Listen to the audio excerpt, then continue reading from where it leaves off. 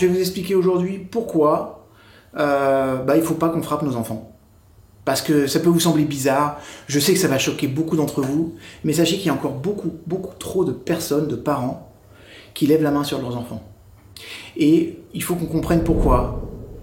En fait, de nombreux parents franchissent facilement la ligne en étant violents envers ceux qui sont plus faibles et surtout qui dépendent d'eux. Et surtout, on va voir comment ça peut affecter toute la psychologie de l'enfant. Donc, je vais vous expliquer aujourd'hui comment les châtiments corporels affectent les enfants. On sait tous que c'est une forme de cruauté injustifiée. Pourquoi je fais cette vidéo? Parce que je voyais dernièrement dans un fil d'actualité sur mon smartphone qu'un résident du sud de l'Allemagne, je crois, a été condamné à 23 ans de prison, en plus en sécurité maximale, pour avoir battu à mort sa belle-fille de 4 ans. D'accord? Donc, les détails du crime sont d'une rare cruauté, c'est choquant. Comprenez une chose, c'est que d'un point de vue de la loi, la personne coupable, elle était saine d'esprit. C'est-à-dire qu'elle était consciente de ses actions et des conséquences. Du point de vue psychologique et psychiatrique, on pourrait parler d'absence d'empathie ou même de présence de troubles mentaux ou de troubles de la personnalité. Donc comme quoi, on n'est pas toujours d'accord avec les services juridiques.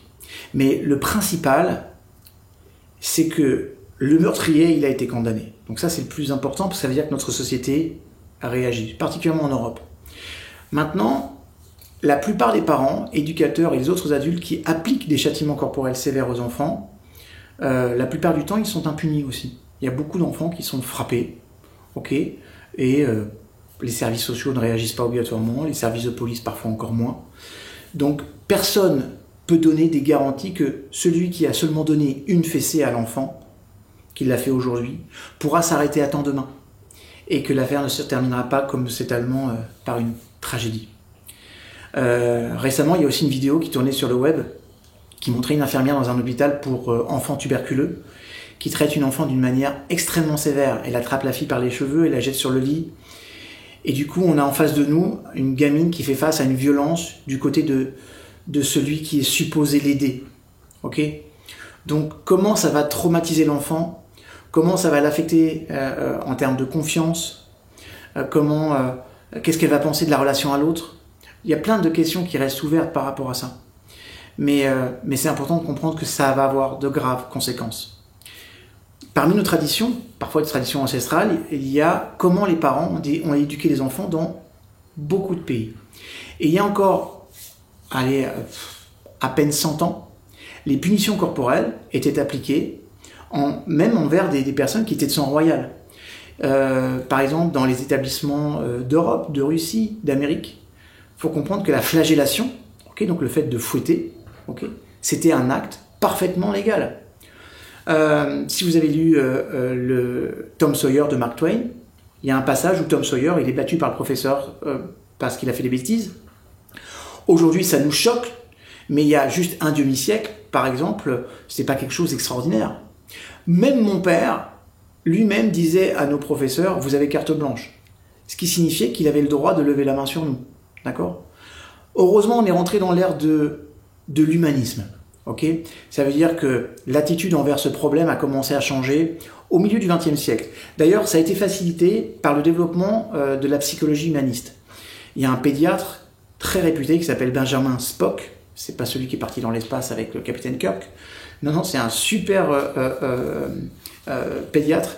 Et il a écrit sur l'inadmissibilité des châtiments corporels. Il avait écrit un livre qui était absolument génial, qui s'appelle L'enfant et comment prendre soin de lui. On est dans les années 50, d'accord ?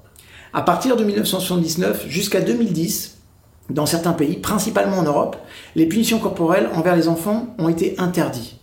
Alors, dans quelques pays, ils sont autorisés, par exemple, sous forme de fessées. Mais selon la loi, ça ne doit pas se transformer en coups.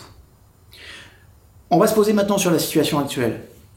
Selon l'enquête que j'ai menée, et ce que j'ai pu glaner comme information sur ce qui avait été fait dans ce domaine, il y a eu un retour d'enquête qui a été fait en 2019 sur l'Europe tout entière, et qui disait que 25% des répondants à cette question ont été fouettés avec une ceinture à des fins éducationnelles. 25%, c'est énorme. Et 67% des personnes qui ont répondu considèrent ces châtiments corporels graves, inacceptables, mais ils avaient une réserve. C'était accepté pour le vol, tout ce qui était hooliganisme, donc on va plutôt être du côté de l'Angleterre, les Royaumes-Unis, le tabagisme, la consommation d'alcool, de drogue, et voilà. Donc ça veut dire que pour ça, des mesures graves de fouetter, ça peut avoir son effet d'influence, d'accord ? Malheureusement, plusieurs personnes considèrent des fessées et des gifles comme acceptables. Ça veut dire que plus de la moitié des participants de l'enquête ont effectué des actions similaires, ont mis une gifle ou des fessées à leurs enfants. Ok ? Alors, vous devez comprendre aussi une chose, et là on va rentrer dans la psychologie de l'enfant, c'est que la perception de punition physique, ça change tout à nos yeux. Ok ? Quand on a un rapport de violence avec une personne qui est notre vecteur éducationnel, il y a un rapport de confiance qui est coupé. Celui qui a recours à la fessée va voir quelque part l'efficacité de la punition physique dans le fait que le résultat qu'il souhaite, par exemple qu'un comportement s'arrête, va être obtenu rapidement et facilement. Mais attention, il y a des effets secondaires. Okay ? Et ces effets secondaires sont très grands. Et ça va inclure plein de choses. D'abord, la dégradation des comportements de l'enfant, c'est-à-dire que plus on lève la main sur un enfant, plus ses comportements vont se dégrader. Okay ? La diminution de l'estime de soi, donc on imagine toute l'influence que ça peut avoir sur un futur. L'augmentation de l'agressivité. Et puis, récemment, on s'est rendu compte qu'il y avait une dégradation du développement cognitif, c'est-à-dire de la façon de penser. Parce que l'enfant va vivre dans un schéma de crainte, ce schéma de crainte va le gorger de cortisol en permanence qui va attaquer notamment l'hippocampe et d'autres centres cognitifs. Donc les conséquences à long terme sont énormes, même pour une simple fessée. Et on peut se poser aussi la question, c'est comment les enfants perçoivent ça. Alors, aujourd'hui, il y a un consensus au niveau des neurosciences qui dit que punir délibérément les enfants physiquement, c'est mauvais. Et c'est accepté dans la société en règle générale, grâce à Dieu. Et si des parents frappent délibérément les enfants, tôt ou tard, ils comprennent que ce genre d'action va au-delà de la norme sociale, qu'il se passe quelque chose de mal dans la famille. Mais l'humiliation et le mal affectent négativement les relations entre les parents et les enfants. Et surtout, ça détruit le sentiment de sécurité de l'enfant. Donc on augmente là un espace pour ouvrir une brèche à l'anxiété, à l'angoisse et à la dépression. Important de dire aussi, l'impression par exemple de coups impulsifs dépend de la force et de leur danger. Par exemple, si l'enfant a été légèrement giflé sur la main, okay, ou même une petite tape, c'est une chose. Mais s'il a été frappé fort au visage, c'est là où ça va devenir choquant. Moi je peux dire que une gifle légère impulsive, c'est plus facile à accepter pour l'enfant, surtout si après le parent s'excuse et discute de l'incident avec lui, que ça ne se reproduit plus jamais. Okay ? Donc il faut qu'on se pose aussi la question, c'est qu'est-ce qui ne va pas avec les parents ? Pour faire mal à l'enfant, j'ai envie de dire, pour faire du mal, la tête froide, il faut désactiver la tête. Ça veut dire qu'on va désactiver l'empathie et la compassion normale. C'est ça qui va affecter inévitablement l'ensemble de nos relations. Je suppose que les parents qui ignorent la douleur de l'enfant ne sont pas doués pour gérer leur propre douleur mentale. Ils sont habitués à ignorer les sentiments ou à les supprimer. Alors on peut se poser aussi la question, et ça m'a interpellé, c'est dans quelle famille ça se passe, où ça peut arriver. Alors très souvent, des enfants sont battus par des parents qui ont été eux-mêmes battus dans l'enfance. Ça c'est une première chose. Okay ? Il y a des données démographiques, pas super fiables de mon point de vue. Si on parle de sondage, ils disaient que des gens mal éduqués peuvent avouer plus souvent, pas parce qu'ils frappent généralement plus souvent, mais parce qu'ils le cachent moins, qu'ils frappent leurs enfants. Et on ne peut pas dire avec certitude qu'il s'agit d'un problème des familles pauvres, ou d'un problème de famille monoparentale, ou d'un problème de famille mal éduquée. Comme la violence conjugale, les punitions physiques sur enfants peuvent être utilisées dans chaque famille, parfois même des familles très heureuses. Ce qu'il va falloir donc faire, c'est qu'on commence à changer nos traditions. D'accord ? Et pour éduquer les enfants différemment de la façon dont nos parents eux-mêmes ont été élevés. Il faut faire un effort conscient que lorsque vous avez une bonne relation, et c'est ce que vous êtes, c'est que vous êtes logiquement satisfait de la façon dont vous avez été élevé. D'accord ? Si vous avez été battu, ça vous sera beaucoup plus difficile de résister que quelqu'un qui n'a pas été battu, c'est clair. Mais vraiment, ça vaut le coup. Et le succès, il est plus que possible, mes chouchous, écoutez-moi bien. Après tout, il y a quelques générations, tous les enfants, ils étaient battus. Pas seulement en famille, mais aussi à l'école. Maintenant, aujourd'hui, les châtiments corporels sont beaucoup moins courants. Ça veut dire qu'il y a une vraie prise de conscience par rapport à ça. Et cette vidéo, j'espère qu'elle aidera et que vous allez la transmettre en masse. C'est vraiment ce que je vous demande. Moi, personnellement, je pense qu'il n'y a pas de mesure magique qui pourrait résoudre rapidement le problème dans son ensemble.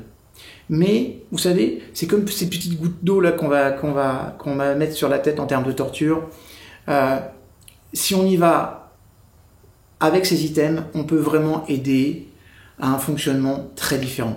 Okay. Donc laissez-moi vous donner plusieurs choses que nous devons tous faire ensemble pour que enfin ça s'arrête au niveau global. D'abord, discutons plus sur cette chose-là en société. D'accord ? Quand on est en famille avec des amis, des collègues, parlez que vous avez vu une vidéo sur le châtiment corporel des enfants et demandez ce que les gens en pensent. Okay ?